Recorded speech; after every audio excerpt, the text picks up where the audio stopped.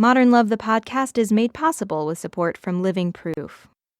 Everyone's hair is unique. Find your best hair at livingproof.com by taking a quiz to get your perfect mix of product. Use the code LOVE at livingproof.com for a free travel-size dry shampoo with your $20 order. We are the science. You are the living proof.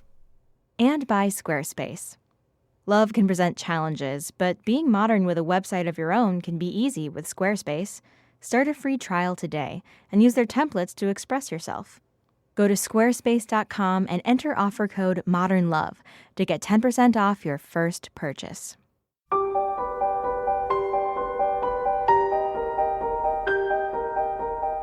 From the New York Times and WBUR Boston, this is Modern Love. Stories of love, loss, and redemption. I'm your host, Meghna Chakrabarty.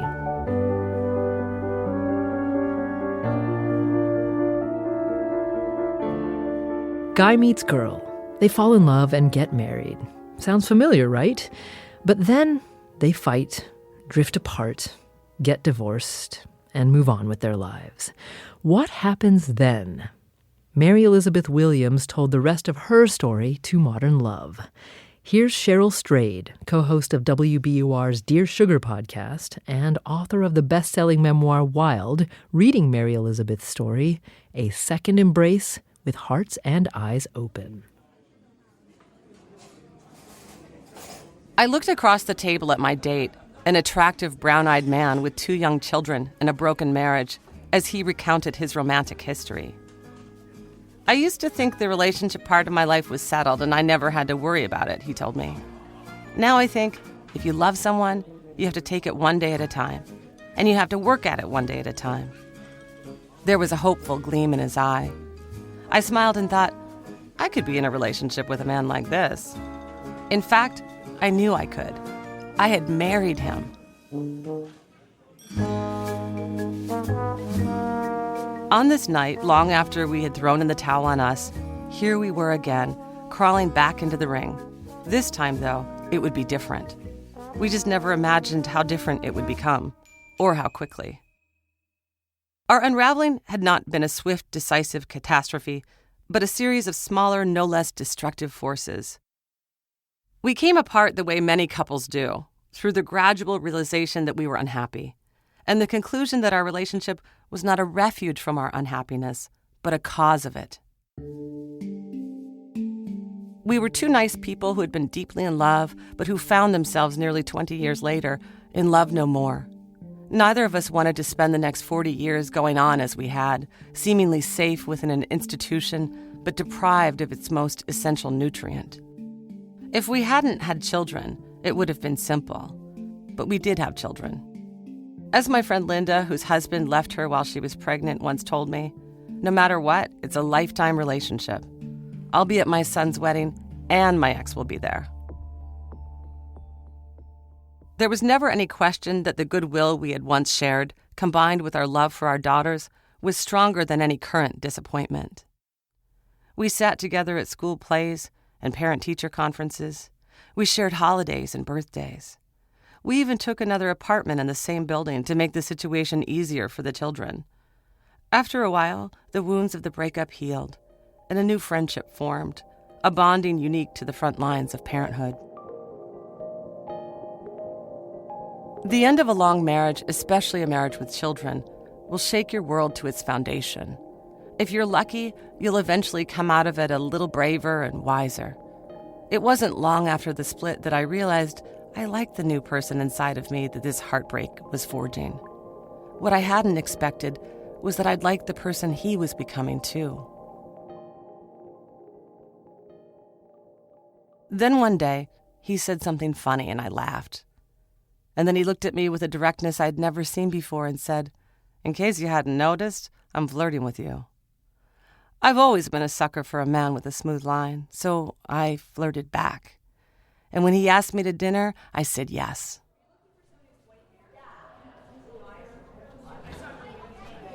A short time later, I strolled through a museum with my friend Lily, a woman who had recently reconciled with her husband after a year-long separation. "How did you know?" I asked her. "How did you believe again after everything you'd been through?" "He said what I needed to hear," she said, even though I didn't know what I needed to hear until he said it. "You'll see." Soon after that, I went on a date with the father of my children, and over a plate of plantains, I did see.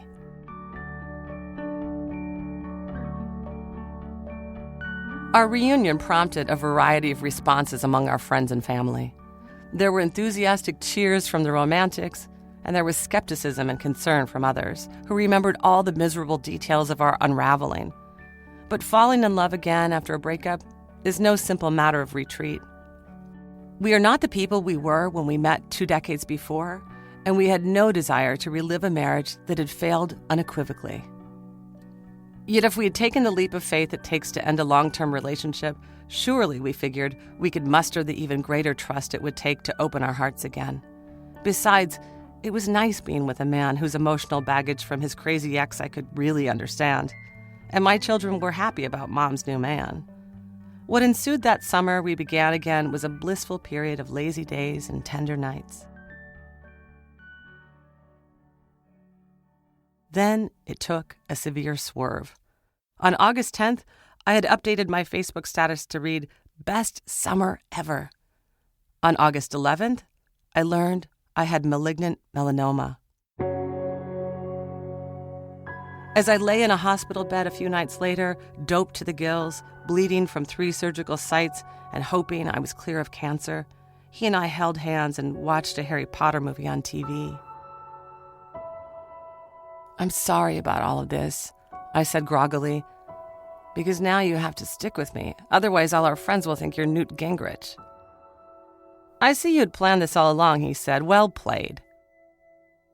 But later, when I told him I knew this wasn't the reunion he'd had in mind, he just chuckled and said, "You're not getting rid of me that easily this time."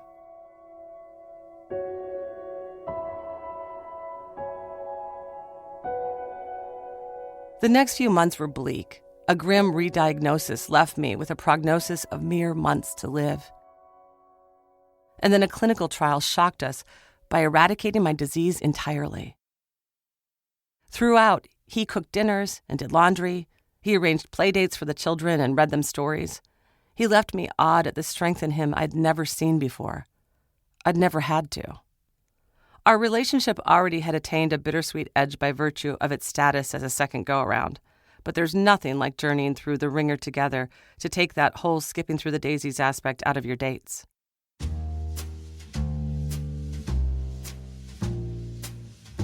Although our experience has been far from sexy, it has been oddly romantic. Nobody writes songs about sitting on the edge of the tub while a man applies topical antibiotics to your oozing skin graft. There are no poetic odes to women with gaping scars, no sonnets to men who may be wearing the same shirt for the 3rd day in a row. But maybe there should be, because everything I thought I knew about love at 24 seems pretty absurd now. I didn't know then that a wonderful relationship would one day become unsustainable. I couldn't have imagined that later on, strangely enough, it would become a new kind of wonderful. The wedding ring I so optimistically slipped onto my finger long ago, the same one I despondently removed many years later, is now permanently retired. But I wear a small moonstone on my hand, the symbol of hope. Hope for healing in all its forms. Having our marriage fall apart and having disease come in and try to kill me did away with our cozy assumptions that the future looks just like the past, but with more laugh lines. But he and I have learned, because we've had to, the difference between the illusion of security and the liberating joy of the present, between obligation and choice. And choice, terrifying as it can be, is so much better. Love isn't a fortress. It isn't a locked room. It's full of doors and windows and escape hatches, and they're not scary. They're how, to paraphrase Leonard Cohen, the light gets in. A few weeks ago, after an exhausting round of tests and doctor appointments, we flopped together into bed, almost too tired to speak.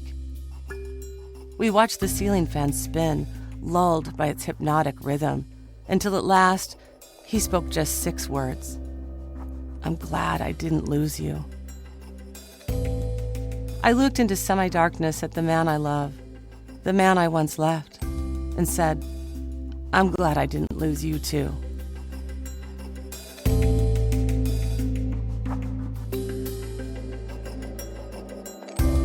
Cheryl Strayed reading Mary Elizabeth Williams' essay, A Second Embrace with Hearts and Eyes Open.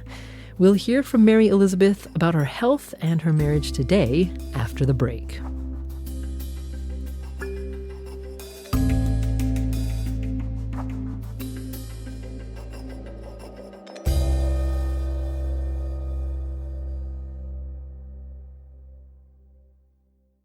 Support for Modern Love the podcast comes from Living Proof, the science behind healthy hair. I'm Katie from Living Proof, and we get love letters all the time, like this one. Dear Living Proof, I am 43 and have thin hair. I've tried other products, but they overcondition my hair. With Timeless Conditioner, literally after the first 2 uses, my coworkers noticed and asked what I was doing differently. Love the product, love the scent, and will be a repeat customer. Love, Marjorie. Use the code LOVE for a free travel-size dry shampoo with your $20 order. livingproof.com. We're back. It's Modern Love, the podcast. I'm Meghna Chakrabarty. And now a postscript from the author of this week's essay, Mary Elizabeth Williams.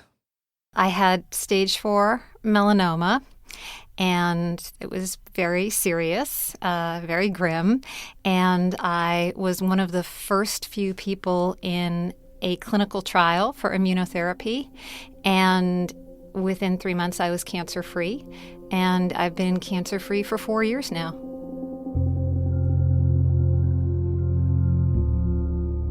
I think particularly with regard to the failure of a marriage, there's so much shame and there's so much stigma, and it's so hard to kind of come out to your friends and say, look, this is what's happening. This is the reality of our relationship. And I wanted to write about that. And I wanted to write about the experience of kind of getting past that and coming to terms with the fact that, you know, having a relationship end is not a personal failure. You know, staying in a relationship that's not working is one.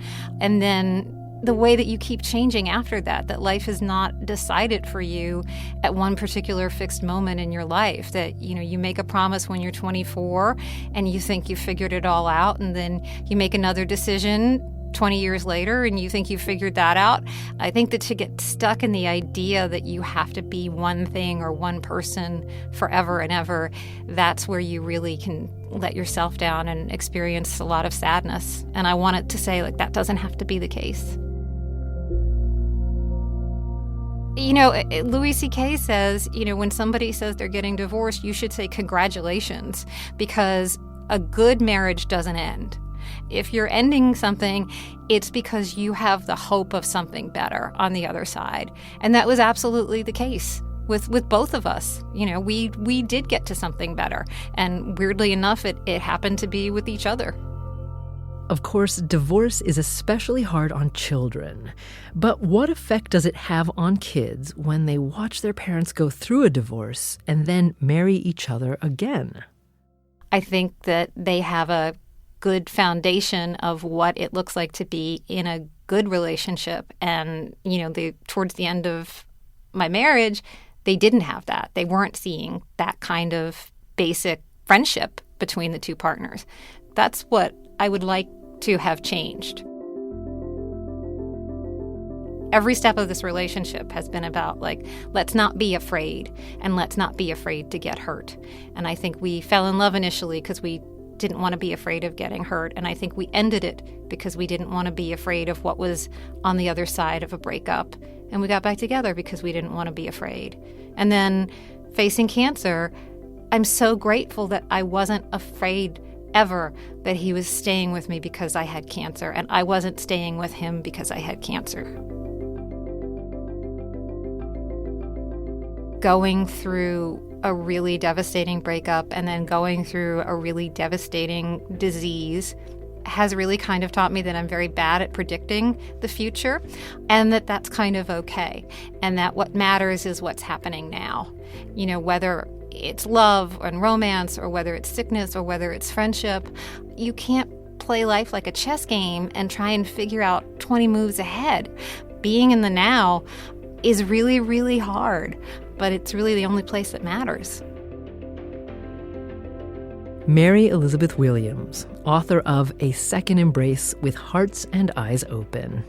She's got a brand new book out. It's called A Series of Catastrophes and Miracles, a true story of love, science, and cancer. And now, a word from Modern Love editor Daniel Jones. So I can't say I get very many essays about divorced people getting back together again. What I do hear frequently is this idea that it's so easy to get stuck in ruts that have to do with the roles you take in marriage. One person is always the one who does the shopping, and if you send the other person off with a list to the grocery store, they come back with all the wrong things. And when people separate, you have to become self-sufficient in those ways that you weren't before being married. And I love how in Mary Elizabeth's story, she and her ex recognize this about themselves. And that idea of seeing your ex in a new light, you know, granted, there are all kinds of divorces that end horribly, but the one bright spot is beginning to see the person as being capable again outside of a relationship. This is the kind of essay that people cheer for. Dan Jones, editor of Modern Love for the New York Times. Special thanks to Cheryl Strayed, who read this week's essay. She's co-host of the WBUR podcast Dear Sugar Radio, and the best-selling author of Wild, Torch, Tiny Beautiful Things, and most recently, Brave Enough. And if you haven't already, subscribe to Dear Sugar Radio and Modern Love on iTunes or wherever you get your podcasts. Next week on Modern Love, Colin Farrell reads the story of a paralyzed man learning to love for the first time in his life. I believed I did not deserve to love Belinda.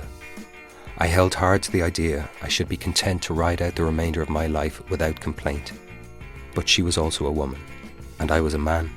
In a wheelchair, true, but a man full of heat and desire that sometimes rendered the chair irrelevant.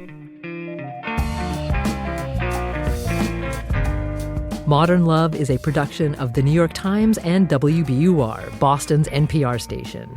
It is produced, directed, and edited by Jessica Alpert, John Perotti, and Anne-Marie Sievertson. The idea for the Modern Love podcast was conceived by Lisa Tobin. Our casting consultant is Amy Lippins.